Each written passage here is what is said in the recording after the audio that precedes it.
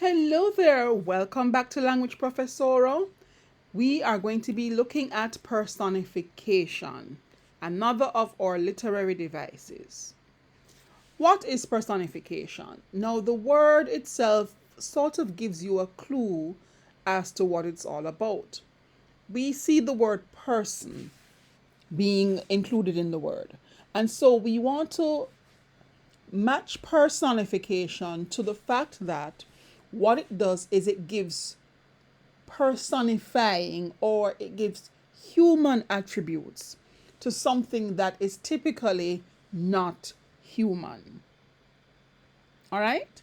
So we're talking about our non living objects or abstract objects that don't have human traits, they don't have human characteristics, but they are being treated or discussed or described as though they are actually human.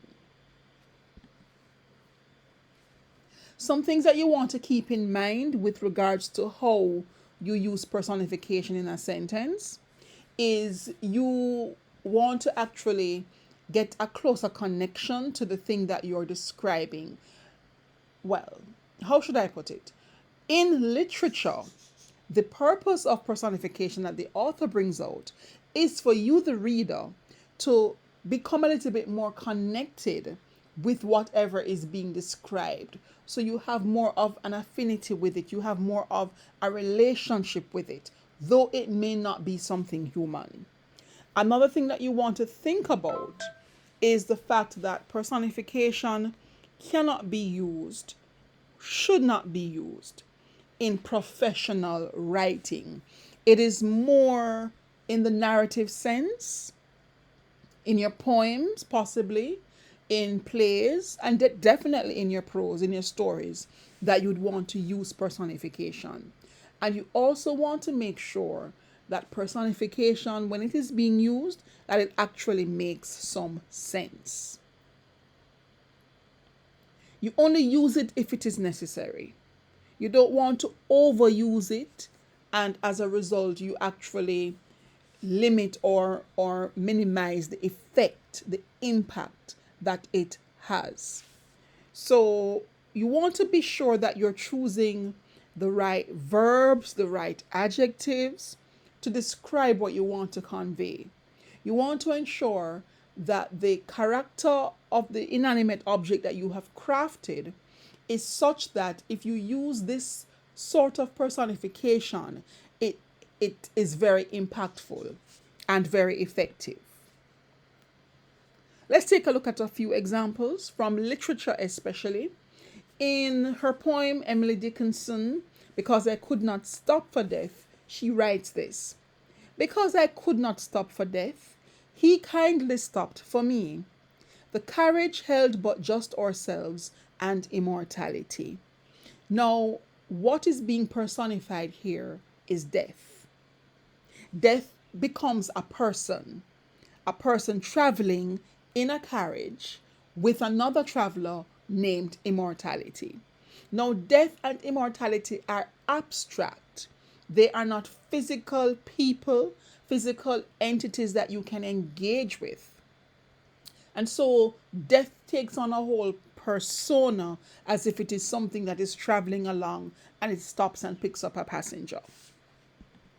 Another example from William Blake talking about sunflowers. Ah, William, we're weary of weather, said the sunflowers shining with dew. Our traveling habits have tired us. Can you give us a room with a view? Now, flowers don't speak. They don't talk. They're abstract. They don't have voices. They don't have mouths. They can't make a sound.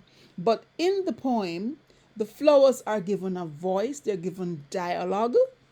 And they appear to be speaking. So the sunflowers are given a personification.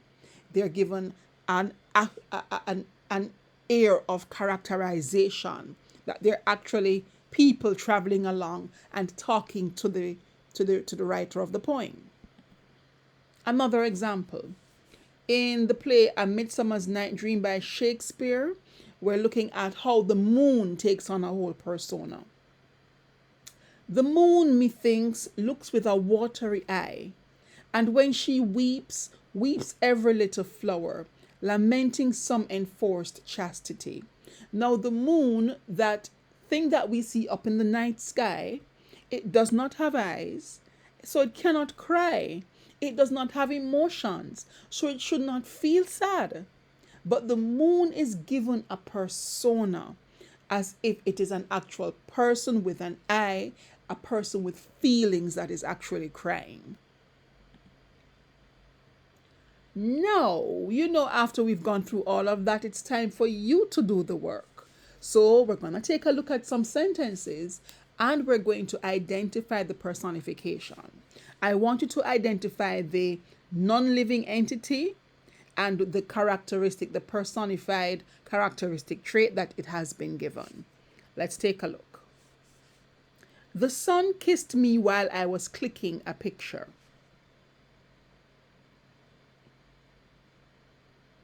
Our non-living object is the sun, and the personification is the fact that it's said to be kissing, which is a human action.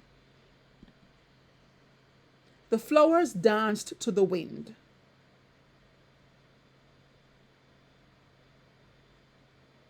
The flowers are being given the personification of being able to dance.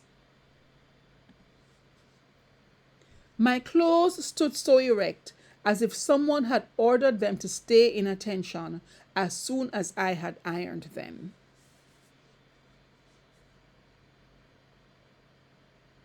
Your clothes do not have life, but they're said to be standing. I felt like the food kept calling me.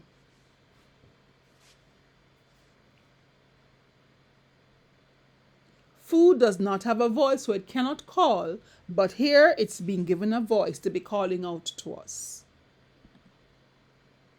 The stars were sparkling and winking at all of us.